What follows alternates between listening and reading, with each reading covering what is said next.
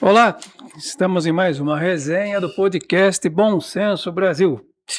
Bom, o assunto não poderia ser outro senão a derrota imposta pelo Senado ao governo ao recusar no dia de ontem, hoje nós estamos na quinta-feira e ontem foi quarta, 29, o nome do advogado-geral da União, Jorge Messias, para a tão esperada vaga no Supremo Tribunal Federal. Por 42 votos a 34, Messias foi rejeitado. Aparentemente, no primeiro momento, se cumpriu aí a prerrogativa institucional do Senado. O único senão é que o que está por trás disso vai além da questão aritmética. Para se ter uma ideia, desde 1894, quando Floriano Peixoto ainda era presidente, não se havia algo parecido.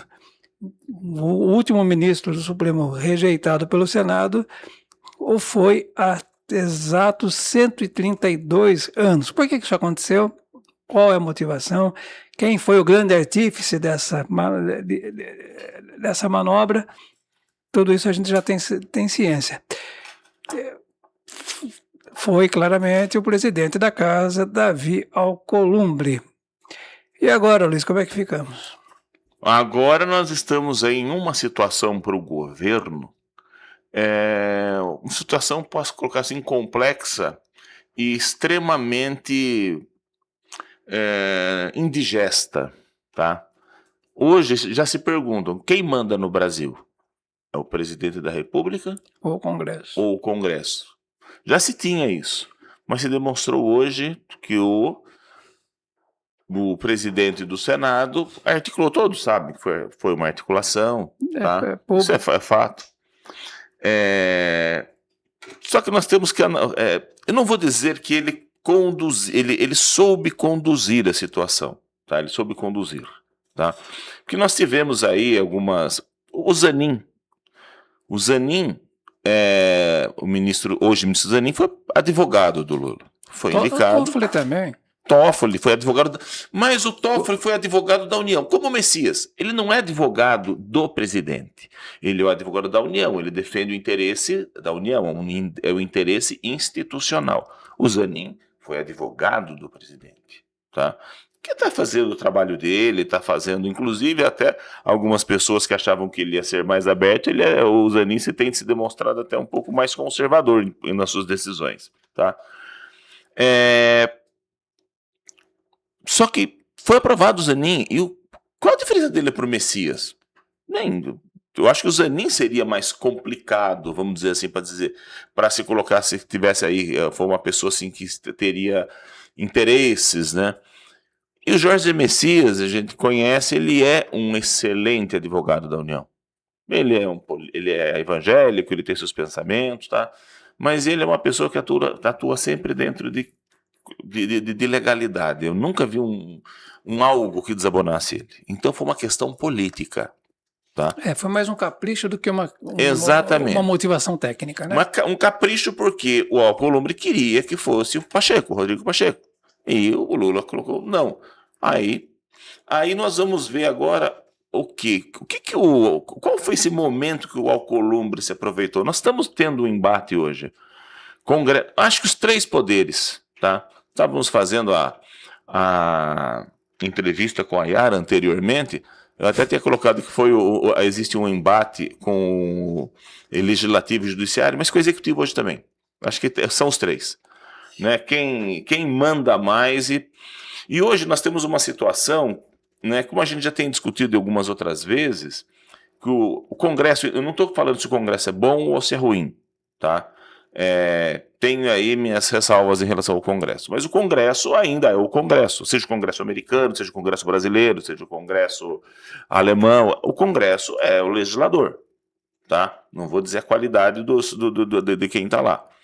Mas nós vemos hoje leis, algumas leis até boas, né? Algumas leis, a gente já discutiu isso com outros convidados, que são aprovadas, e quando a gente aprova uma lei no Congresso, passa-se por comissões, passa-se por plenário, das duas casas, muitas vezes, e aí, de repente, vem um juiz de primeiro.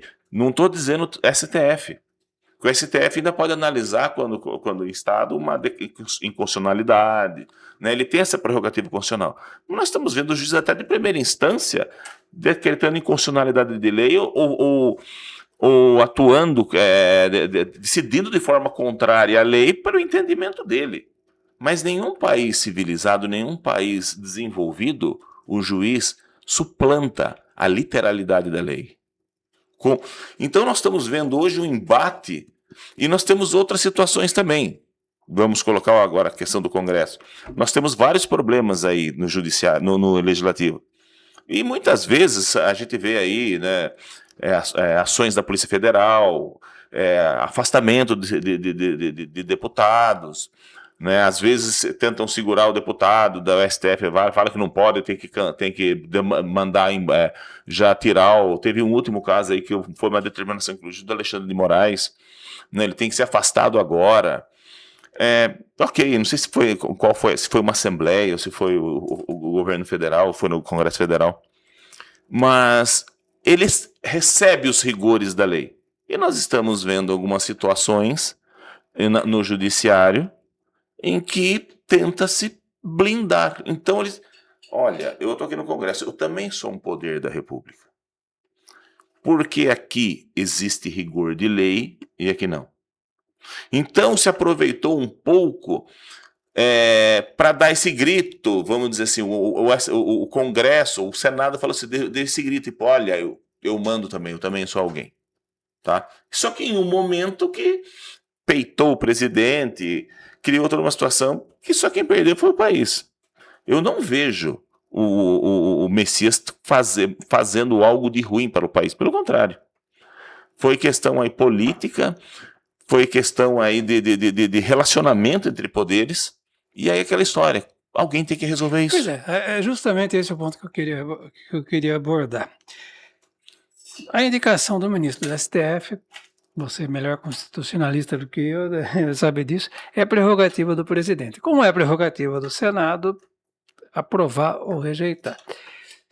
O que tem por trás disso tudo na realidade, né? Não se tratou de uma mera rejeição. Quando a gente fala de motivação política, o que acontece? Isso quer dizer, e vamos falar de maneira bastante clara para que quem nos acompanha entenda, isso quer dizer o quê? Que o indicado segue uma linha contrária aos interesses de quem tem que aprová-lo? É esse o ponto? Messias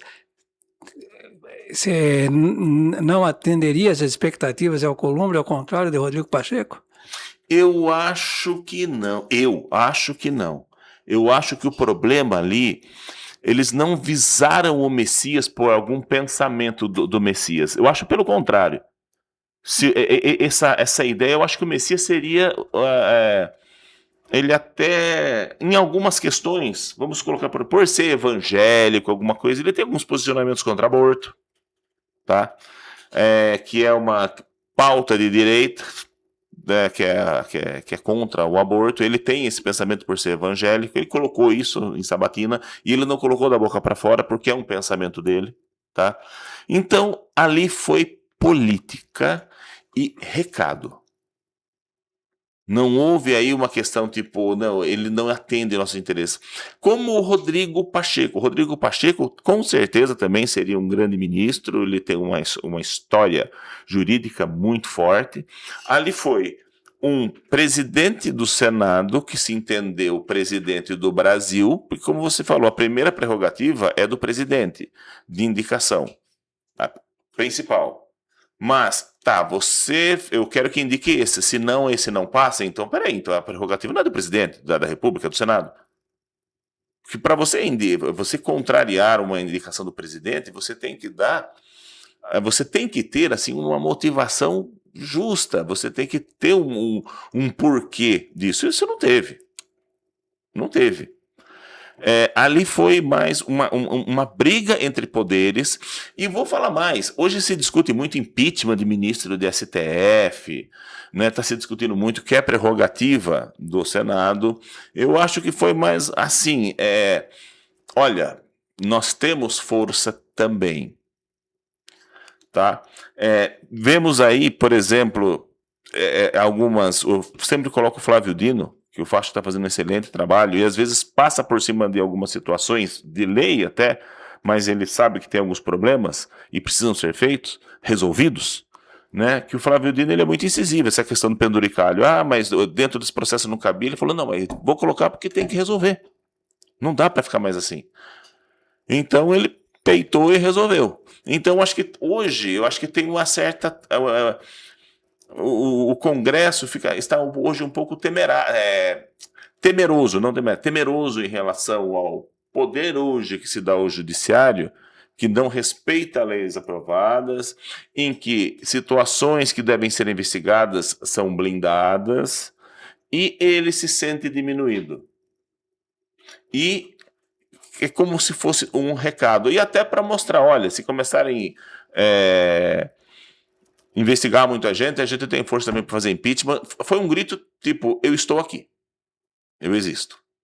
Eu entendi isso. Tá? Foi o Alcolumbre teve um interesse pessoal aí, porque ele se sentiu diminuído, né? E aproveitou a situação, que foram 42 votos contrários e 34 favoráveis. O próprio governo pensava em mais. Vai ser apertado, mas não com essa margem. O próprio governo não esperava isso. Então, pessoas até que ele falava assim, não, que podem votar com a gente, vão votar... Não votaram. Então, eu vejo aí uma crise institucional muito grande. Qual que foi o peso do viés religioso nisso? Falou-se tanto de bancada evangélica, que a bancada evangélica não aceita isso, não aceita. Mas ao que consta, Messias seria ou é evangélico, também... Ele é evangélico, tanto que ele contava com um apoio incondicional ali do André Mendonça. Não, o André Mendonça até apoiou, mas não vota, né? Então, mas é que eu estou falando. Essa questão evangélica pesaria a favor da direita. Por isso que eu estou falando que o problema não foi o Jorge Messias. O problema foi... Usaram essa situação. Mas o problema não era o Jorge Messias.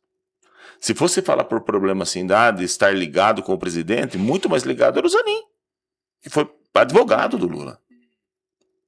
Então o Jorge Messias, o que aconteceu? Estava em um momento ali que usaram essa situação para dar um recado.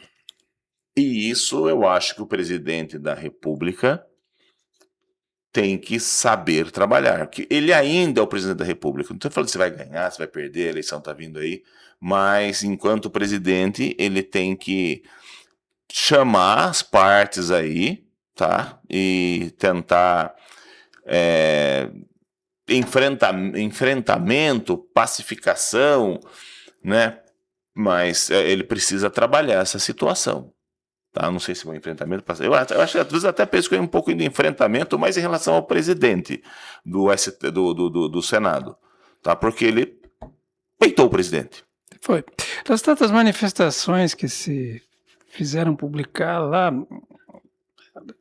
a do presidente da corte lá, ministro Edson Fachin, foi logicamente dentro do esperado, né? Ele fala lá que respeita a prerrogativa do Senado, que realmente tem que ser cumprida, mas ele dá a entender que a situação fica um pouquinho complicada na medida que a corte passa a contar com 10 ministros ao invés de 11, né? E agora, é possível uma indicação? Haveria tempo hábil para... Eu até faço também para você essa pergunta. Você que também é bem letrado nessa questão política aí, eu acho uma situação hoje complicada, né? Eu acho que a situação que se criou, né? Falar agora, não, eu vou indicar outro. Quem? Né? E para ser rejeitado de novo. Como eu falei, o problema não é o nome, o problema é a situação. Enquanto você não resolver essa situação, sabe, não adianta. A indicação, eu entendo hoje o seguinte, é uma dipirona. Não adianta você ficar tentando a dipirona se o problema, a infecção é muito maior. Você tem que trabalhar essa infecção. Você tem que trabalhar, ver o que aconteceu, a gente sabe dos problemas que estão acontecendo, são públicos hoje, tá? Ninguém sabe, a gente já, não dá hoje, o José Antônio, para a gente falar que não está sabendo o que está acontecendo no Brasil. Tá? Não dá. Quem que paga a conta desse desgaste, dessa crise? Tá bom, o Supremo vai ficar com 10, o presidente do Senado ganhou, comemorou, como quem comemora uma vitória meio histórica lá. E a instituição propriamente dita, judiciário, com 10 ministros, o que pode acontecer, o que temos a perder, o que pode... Lógico que o STF fica prejudicado que você tem uma pessoa menos julgando, tá? Mas assim, hoje o judiciário está tão complicado, tão atravancado, né, que a gente precisa aí dessa reforma, como o Flávio Dino fala, contudo, um pouco mais ampla do que ele coloca, né, pegando principalmente primeira também, segunda instância, e colocando um pouco mais de força em decisões vinculantes, e respeito também, como falei, sempre respeitando leis aprovadas pelo Congresso, tá? Que não se respeita hoje no Brasil leis aprovadas pelo Congresso, juízes de primeira e segunda instância que não têm poder para isso, não poderia fazer uma coisa dessa, e outros tribunais relativizando lei, isso não existe na Constituição. Nós temos que, essa situação, tá? Cria-se 1 milhão, tá tendo 50, 20 milhões de processos. Ah, não, o ministro vai ajudar. Ah, ele vai resolver 2 milhões de processos em um mês? O problema não é esse, não é isso que vai. Atrapalha. Nas votações, as coisas principais. Mas para o jurisdicionado aqui embaixo, que não consegue chegar com recurso extraordinário, que você sabe, não passa. Lá só causas que têm relevância, inclusive do ponto de vista de imprensa, chegam. Se não tem, não chega. Isso é a justiça brasileira. Se saiu na imprensa uma coisa importante, vai ser resolvido. Se não, não vai. Tem um desdobramento aí que não sei se já foi falado, né? Mas anteriormente sim. Esses fatos ocorrem, coincidentemente, num ano eleitoral, às vésperas do começo já da definição de candidaturas. Seja quem for o próximo presidente, já se sabia que, independente da aprovação ou não do Messias, ele teria 2 nomeações para ser feitas. Em não havendo tempo de uma indicação nesse exercício aqui... Ele vai ter 3. Serão 3. Muda muita coisa, né? Muda muita coisa. Hoje nós... E aí você colocou uma coisa, né? Você falou do judiciário, da questão aí do ministro, o que vai ser, né? A consequência. Eu acho que o problema é maior. Porque enquanto eles estão aí discutindo aí essas brigas institucionais, essas brigas aí, porque estão penduricalho, no lado do Congresso aí, eles querem as emendas secretas, que todo mundo sabe que a emenda secreta vai para uma obra, para uma ponte que nunca é feita. A gente sabe disso, a gente sabe. Tá? Não é nenhuma novidade no Brasil. E esse é o grande problema, não é uma novidade. Hoje em dia é escancarado. Nisso aí, e a economia brasileira? 2025, o Brasil em 2024 era a 10ª economia no mundo. 2025 já caiu mais uma posição. E a Espanha vem atrás de nós. Logo, nós estamos perdendo posição ponto a ponto.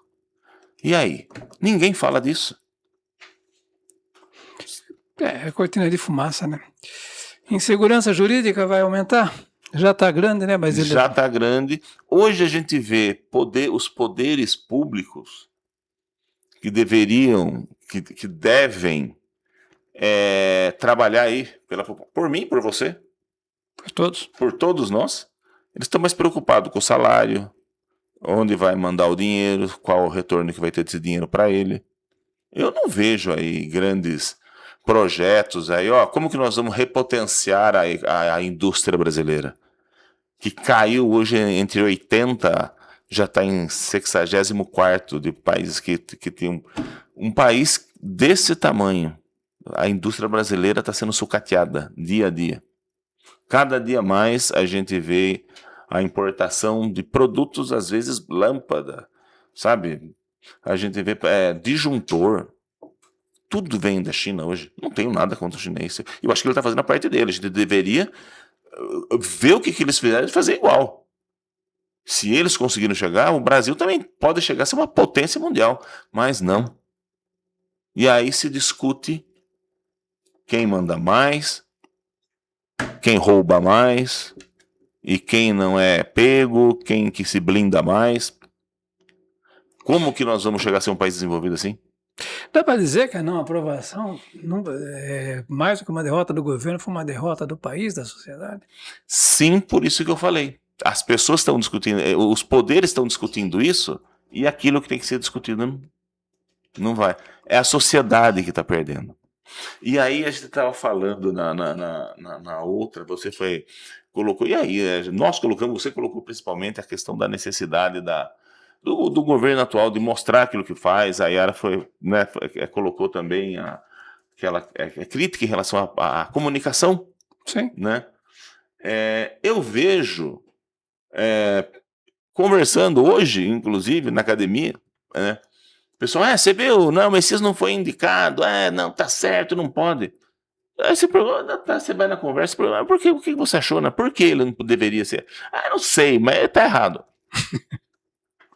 Ele não sabe o que está acontecendo, mas bate palmas. Gente, as pessoas não sabem o quão estão sendo prejudicadas por isso, pela situação que o Brasil se encontra, e ficam batendo palma por uma situação que vai ser ruim para elas.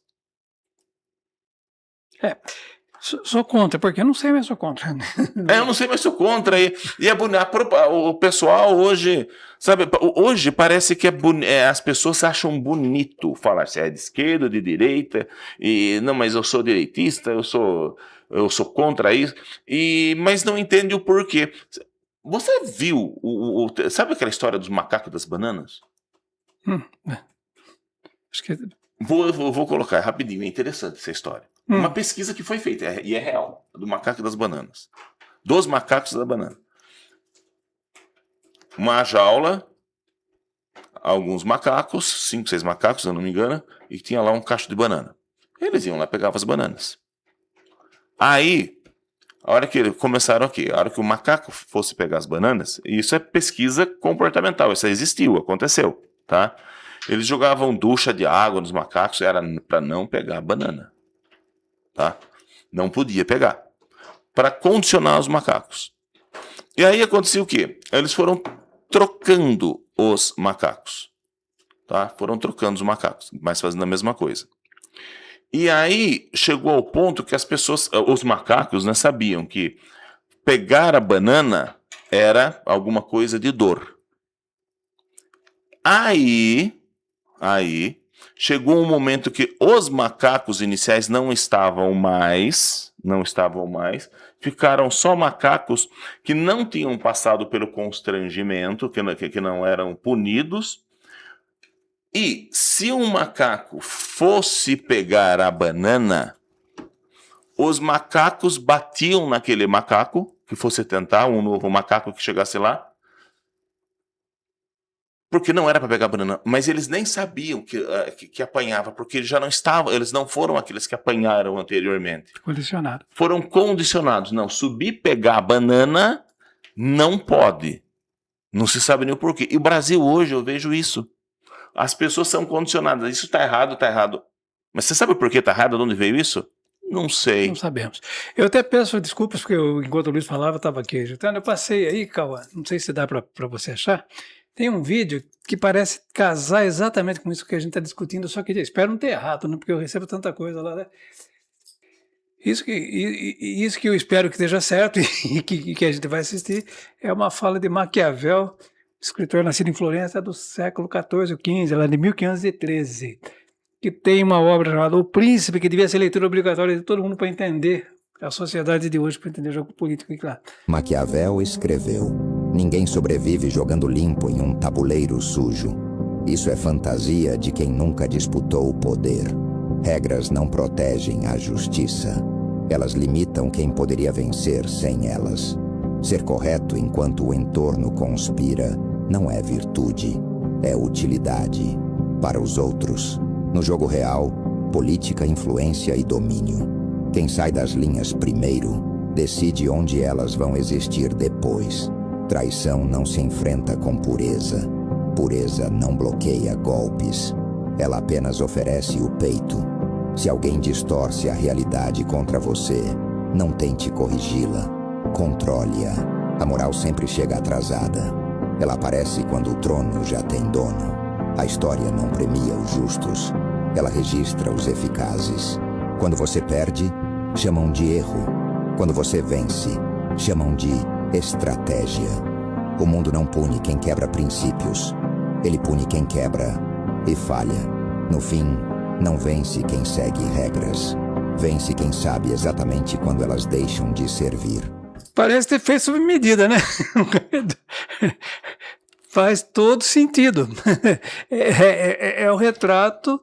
Acho que Maquiavel previu, né, já naquela época como seria o que a gente assiste hoje. Mas na realidade, Zé Antônio, uma coisa que eu coloco no Brasil. Quando você fala de Maquiavel, esse jogo de poder sempre foi assim. Não, sim, claro. Sabe, ele retratava uma época, mas o que ele retratava na época se aplica ao que estamos vendo. Só que parece que as pessoas não querem entender isso e parece que as pessoas hoje, elas são menos... como que eu posso colocar assim? Elas têm menos conhecimento, parece que elas são mais superficiais. E mesmo naquele tempo do Maquiavel, é aí que eu coloco,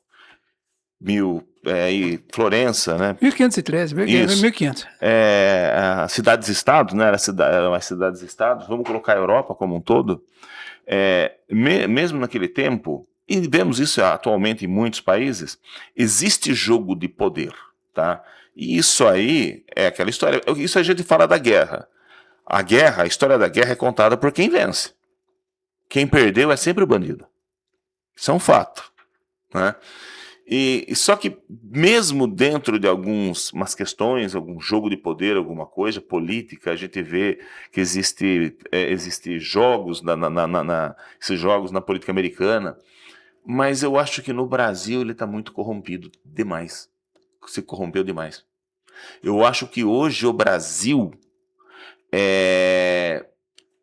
ele se deturpou de uma determinada forma que hoje não se tem, que mesmo dentro de uma cidade-estado como Florença, e depois você pode ir trazendo aí para o tempo, você tinha jogo de poder e não adianta. Política não é pureza, mas não precisa ser uma corrupção total.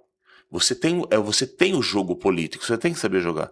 Às vezes a gente jogando aqui, o War, jogando qualquer outro daqueles jogos tabuleiros, às vezes você faz acordos entre os que, vamos derrotar aqui, normal. Mas ainda no fundo tem um interesse, vamos dizer assim, lídimo, um interesse social, existe um interesse pela nação, existe um jogo de poder, mas ainda é um jogo, né?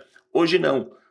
Hoje, naquele tempo, você tinha jogo de poder entre as cidades e estado, mas você também tinha o interesse em que a sua cidade e estado se prevalecesse.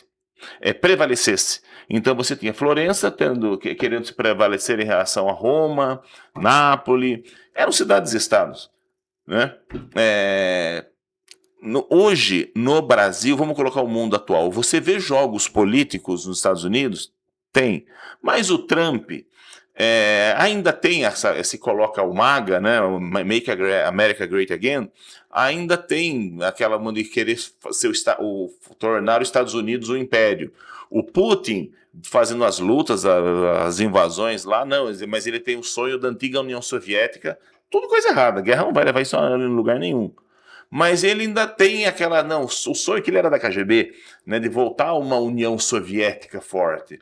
A China, né, ela tem os jogos políticos ali, você não pode, lá dentro o partido chinês é muito rígido em relação a muita coisa, mas ele tem aquela ideia de colocar a China em uma posição de liderança mundial. Você vê isso no Brasil? É difícil. Aqui cada um vê o seu bolso. Ninguém vê o país como um todo. Ninguém vê. E isso está errado. Isso é o problema.